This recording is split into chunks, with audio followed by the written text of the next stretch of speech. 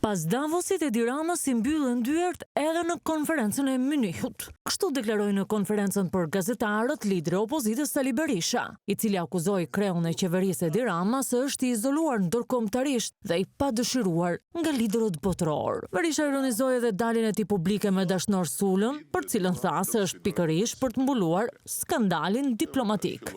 Ajo që thot populli puthu me Milon, u bë sot e vërtet puthu me dashsul. Kishte pronotuar hotele, saltanete dhe bëj gati komunikata të parafabrikuara na dërgonte nga konferenca më e rëndësishme vjetore e sigurisë, që është konferenca e Mynihut, nuk shkoj dot. Do të shpreh mirënjohjen më të madhe të gjithë atyre që i refuzuan takimet narkodiktatorit të Tiranës. Në një hark kohor, 3 javor, në 2 aktivitetet më të rëndësishme, dyert të mbyllura për kryehajdutin e kombit shqiptar.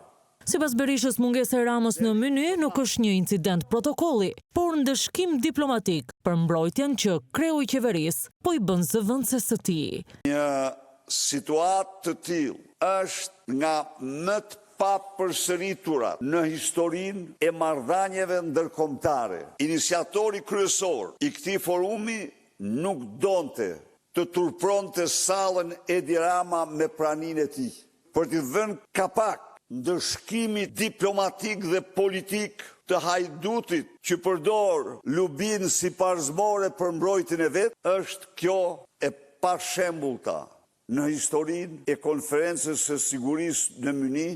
Merit për ndërgjegjësimin ndërkombëtar dhe vendimarrje për t'i mbyllur dyert e konferencave të rëndësishme Edi Ramës, Berisha tha se kanë protestat e qytetarëve.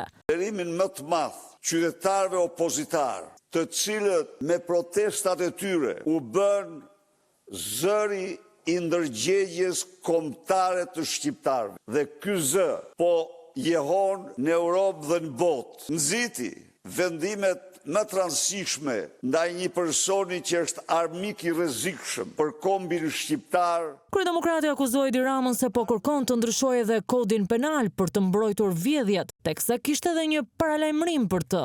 Don tani të ndryshojë dhe ligjet. Të krijojë një parzmore tjetër që të vjedh si i pangopur. Ne jemi të bindur se Edi Rama nuk dorëzon veten e tij, se pezullimi i Lubis do të thot pezullimi i tij. Dhe kërkon t'i shpëtoj me një ligj. Unë ju garantoj ju se s'do shpëtoj dot me asgjë. Unë i them Edi Ramës, nuk do shpëtosh dot me asgjë. I pyetur për protestën e 20 shkurtit, Berisha tha se forca e demokratëve është paqja. Ai tha se Edi Rama kërkon gjak, por populli s'do t'i përgjigjet skenarëve të tij, ndërsa u shpreh i bindur për triumfin opozitar. Ne të merrojmë. Ju e patë se ç'bëri Edi Rama. Në pabesi dhe krim absolut, qelloi protestuesit në kokë. Ai don me çdo kush gjak. Ne nuk i përgjigjem. Dhe u them protestuesve, mos konfondoni kriminal që këta i kanë bërë snajper dhe i urdhërojnë qellojnë ajush me policë të thjeshtë. Jemi në fushë betejë, do e fitojmë të luftën.